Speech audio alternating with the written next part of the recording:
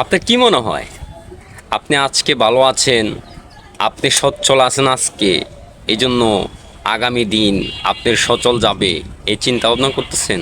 ভুলে যান, চিন্তা ভাবনা ভুলে যান। আজকে সচ্ছল আছেন, আলহামদুলিল্লাহ খুব ভালো আছেন, কিন্তু আগামী দিন যে ভালো থাকবেন এই কথাটা মাথা থেকে ঝেড়ে ফেলে দেন। আজকে আপনি নিজের পায়ে দাঁড়ায় আছেন, নিজের শক্তিতে হাঁটতেছেন, কিন্তু কালকে যে আপনাকে হাতে লাঠি নিতে হবে না তা কিন্তু না। কালকে দিনটাকে আপনি মনে রাখতে হবে, আমার জন্য কালকের দিনটা ভালো নাও হতে পারে।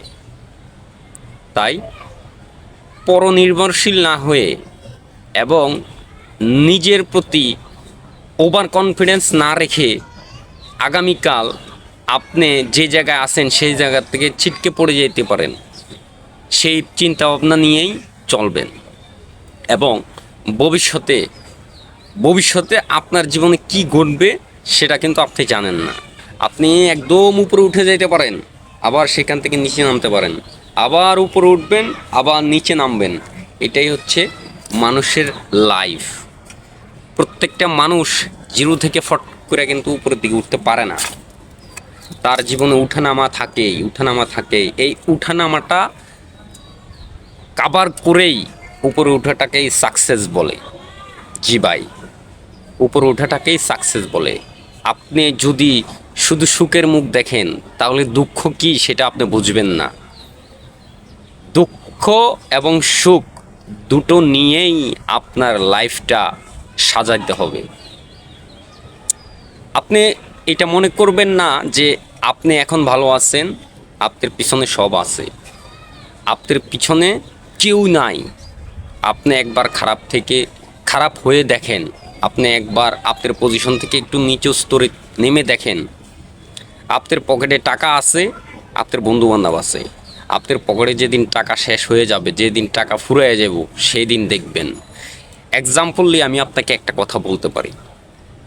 ধরেন আপনার অ্যাকাউন্টে অনেক টাকা আছে, কিন্তু পকেটে কোনো টাকা নাই।